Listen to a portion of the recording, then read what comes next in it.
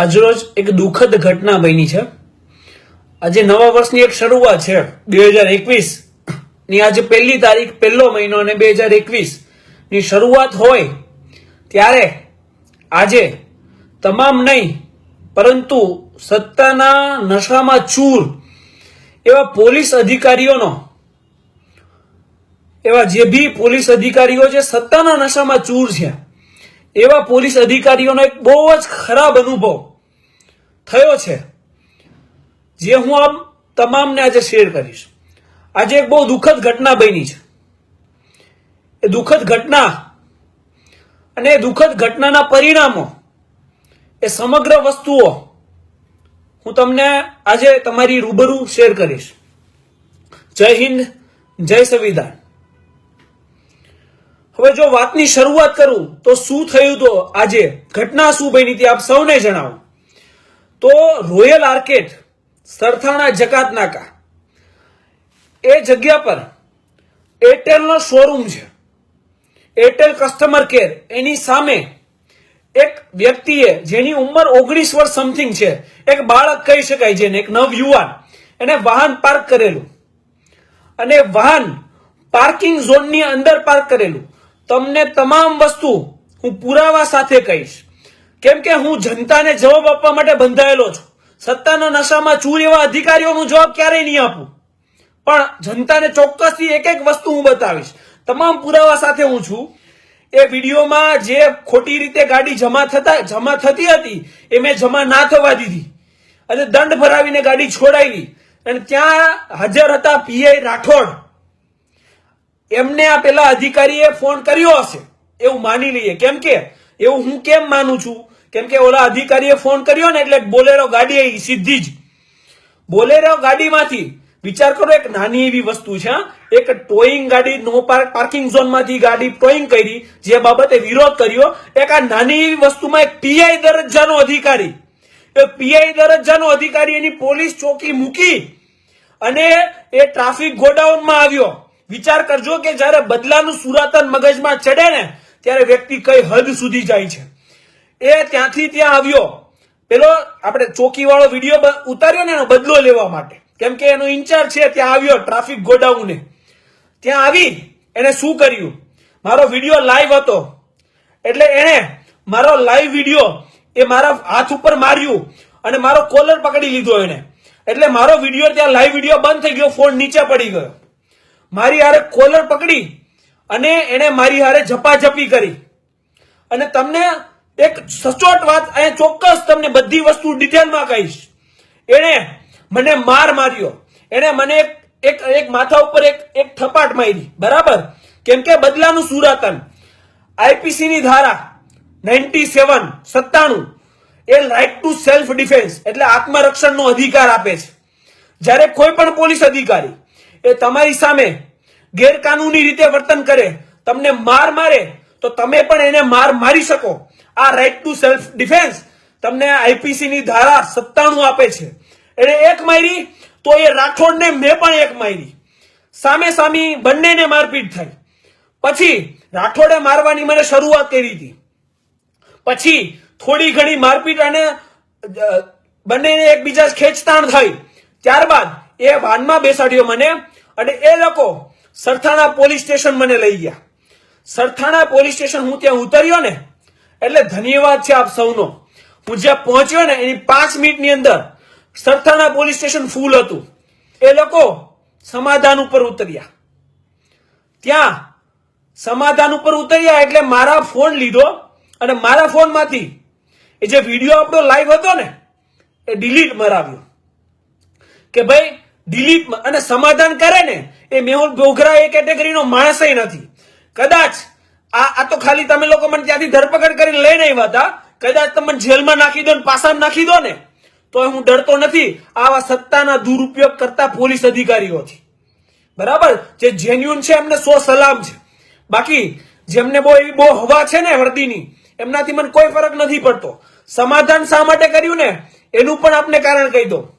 મારી સાથે એને જે એક પેલો બાળક હતો ને જેની ગાડી નોન પાર્કિંગ ઝોનમાં પાર્ક કરેલી ને આ ભાઈ ગાડી જેની ડિટેન કરી લીધી હતી, એ બાળકની ઉંમર 18-19 વર્ષની હશે।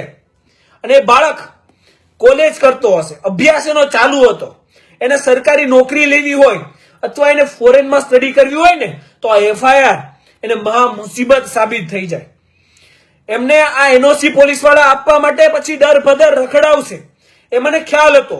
અને એ બાળક કોર્ટના ધક્કા ખાતો ના થઈ જાય ને, એટલે માટે એ બાળકના ભવિષ્ય માટે ત્યાં અમે વસ્તુનું સમાધાન કર્યું કે કોઈ વાંધો નહીં, ચાલો જવા દો, આ બાળક સામે ફરિયાદ ના થાય ને એટલા માટે ત્યાંથી સમાધાન કર્યું. અને એસીપીસી નો ફોન આવ્યો તમારી પર, ઝેડ શેખ, કે ભાઈ તમે તમારું નિવેદન આપવા જજો, આવજો. હું 5-6 વાગ્યાનો સમય હશે, હું એસીપીસી ની કચેરી ગયો, જ્યાં એસીપીસીએ બહુ સરસ રીતે રજૂઆત કરી અને મને એવું જણાવેલ કે આપણે તમામ લોક કલ્યાણના કામો માટે જ બંધાયેલા છીએ અને જ્યાં પણ લોક કલ્યાણના કામોમાં હવે તમને અડચણ આવે ને, ત્યાં રૂબરૂ મને સંપર્ક કરજો. આ સત્તાના દુરુપયોગ કરનાર હરેકને કહું છું, જે ઈમાનદારીથી કામ કરે છે એમની માટે છે જ નહીં, એટલે માથે ના લઈ લ્યો કોઈએ. એટલે એમાં શું છે, આ બનાવ સમગ્ર બન્યો ને, એમાં ઘણી વાતો મને મળી.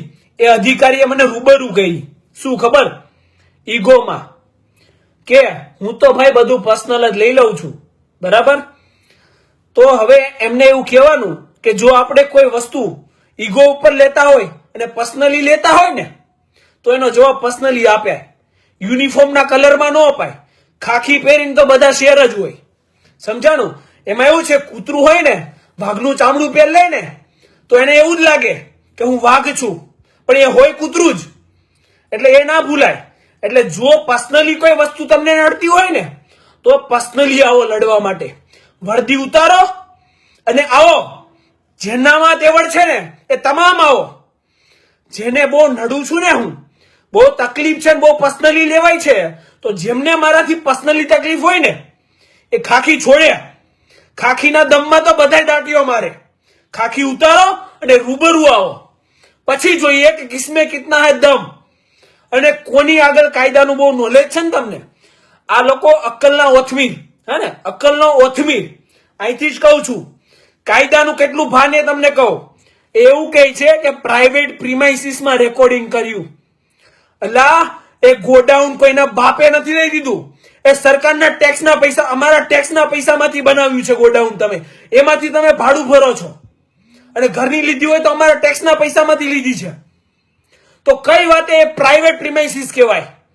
પબ્લિક પ્રોપર્ટી છે, જાહેર સંપત્તિ છે, અને ત્યાં ગેરકાનૂની કામ થતું હતું, જેનું રેકોર્ડિંગ કર્યું. બોલો કઈ ગુનો અને કઈ સેક્શન, કાયદાઓની કઈ સેક્શન લાગે તો યાદ નથી હોતું તમને. લાઈવ વિડીયોમાં મેં પૂછ્યું હતું કે કયા ગુનામાં મારી અટકાયત કરો છો, તો એક પણ જવાબ ના મળ્યો. કલમો યાદ હોય, ખાલી અહીંયા 3 સ્ટાર લગાવી દઈએ ને એટલે કાયદાઓ મોઢે ના થઈ જાય. ભણવું પડે, ડબલ ગ્રેજ્યુએટ થવું પડે, કાયદાઓ વાંચવા પડે, ત્યારે કાયદાઓ આવડે અને ત્યારે ખબર પડે કે એને પ્રાઇવેટ પ્રીમાઇસીસ નહીં, પબ્લિક પ્રોપર્ટી કહેવાય. બસ ચાલીને નીકળવાનું.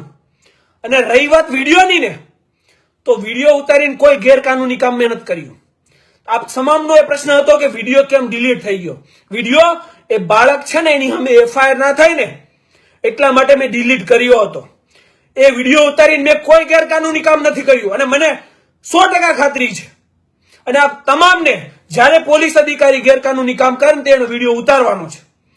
ભવિષ્યમાં કોઈ પણ પોલીસ અધિકારી જાહેર જનતા ખોટી રીતે મારપીટ કરે, અંગત દુશ્મની રાખી, પોતાનો ઈગો ક્લેશ કરી અને કોઈ પણ વસ્તુ પર્સનલી લઈ અને જાહેર જનતાને હેરાન કરવાની કોશિશ કરે, તમને મારે તો right to self defence IPC ની ધારા 97 મુજબ 97 તમને પણ મળે છે.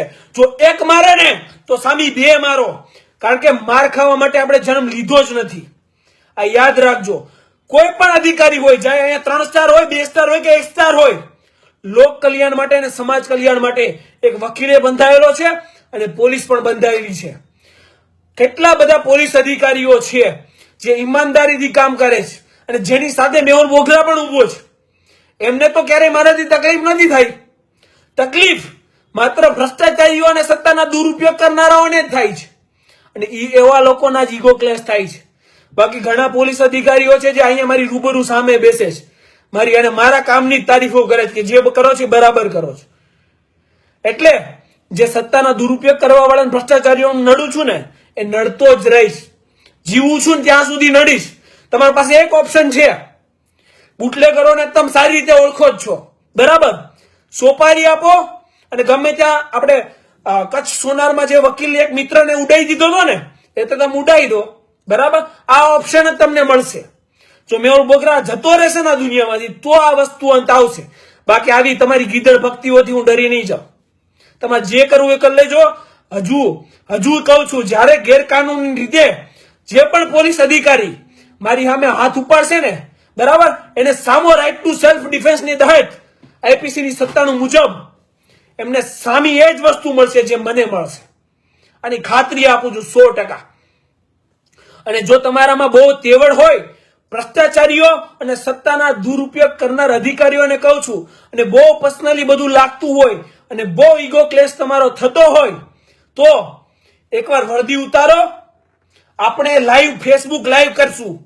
કાનૂન કોને બહુ વધારે આવડે છે, બહુ કાનૂનના તમે જાણકાર છો, તો એકવાર લાઈવ ડિબેટમાં આવી જાઓ. ખુલ્લું આમંત્રણ, બરાબર? લાઈવ ડિબેટમાં આવીએ અને પૂછીએ કે તમે કેટલા કાનૂન જાણો છો. સવારથી સાંજ પડે ત્યાં સુધીમાં કેટલા લોકોને ખોટી રીતે હેરાન કરો છો અને કેટલા લોકોના સાચી રીતે તમે કામ કરો છો. આખી દુનિયા જાણે છે, આખી દુનિયા. આ જેટલા સત્તાના દુરુપયોગ કરવા વાળા છે ને એમના કામો આખી દુનિયા જાણે છે, કોઈ અજાણતી નથી. આ લોકો આપણું કઈ ના બગાડી શકે. ભ્રષ્ટાચાર અને સત્તાનો દુરુપયોગ કરતા હોય એ લોકોથી શું થઈ શકે? કાંઈ ના થઈ શકે. જે સાચો માણસ હોય ને એ બધું કરી શકે, ખોટા માણસથી કાંઈ ના થાય. આ યાદ રાખજો. એટલે એમનાથી કઈ ના થયું અને ભવિષ્યમાં પણ કઈ નહીં થશે. એક વસ્તુ થઈ શકે કે બુટલેગરને સોપારી આપીને મને ઉડાઈ દે તો આ વસ્તુનો અંત આવશે. બાકી કોઈ વસ્તુનો અંત આવશે નહીં. અને જેમને શોખ હોય, લાઈવ આમંત્રણ આપ્યું છે, આવી જજો. આપણે ફેસબુકમાં ડિબેટ કરશું કે તમે કેટલા કામો જાહેર હિતમાં કરો છો ને કેટલા કાયદાઓ તમે જાણો છો. એટલે તમને ખબર પડશે કે તમે કેટલા પાણીમાં છો. ભ્રષ્ટાચાર અને સત્તાના દુરુપયોગ બહુ થઈ ગયા. જાહેર જનતા 4000 લોકો જોઈ રહ્યા છે ને, એમને તમામને વિનંતી છે કે આ સત્તાના દુરુપયોગ જ્યારે થાય ને ત્યારે સહન કરી નહીં આવતા રહેતા. સહન કરશો ને તો હંમેશા હેરાન થશો.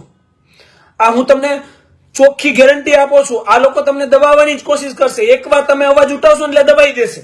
આ એમની એક સ્કીમ છે કે લઈ જાઓ પીસીઆરમાં, 1-2 મારો અને બેસાડી દો એટલે વ્યક્તિ પૂરો અવાજ ઉઠાવતો થઈ જાય બંધ. આ એમની સ્કીમ છે. પણ આ સ્કીમમાં નથી આવવાનું. એમનાથી કંઈ નહીં થાય. ખોટું કરતો હોય ને એનાથી કાંઈ ના થાય. એટલે એ ચિંતા ક્યારેય કરવાની નથી. બહુ સહી સલામત છું. કોઈ પણ વસ્તુ મને થઈ નથી.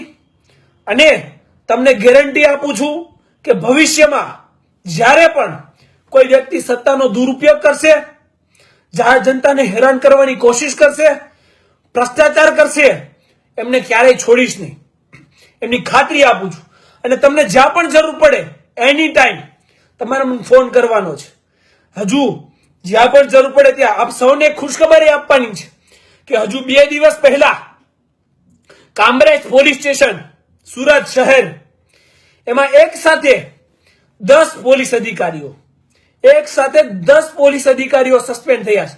એમાં પીઆઈ પોતે પણ આવી ગયા અને મોટા મોટા રેન્કના તમામ અધિકારીઓ આવી ગયા. એટલે ભ્રષ્ટાચાર કરતા આ તમામ અધિકારીઓની આ હાલ છે. કેમ કે આપણી જાગૃતતાને લીધે. એટલે આ જાગૃતતા ક્યારે આપણે છોડવાની નથી. આ 3600માં છે ને 1-2 એ બી હશે, 1-2 નહીં ઘણા બધા હશે જે જોતા હશે. તો એમને ખુલ્લું કહેવાનું કે જો મસ્ત ષડયંત્ર બનાવજો, હજી આવીશ, જાહેર જનતાને તકલીફ આપશો, ગેરકાનૂની કામ કરશો ત્યારે હજી આવીશ, હજી ફેસબુક લાઈવ કરીશ. તમારાથી થાય ને એ કરી લેજો.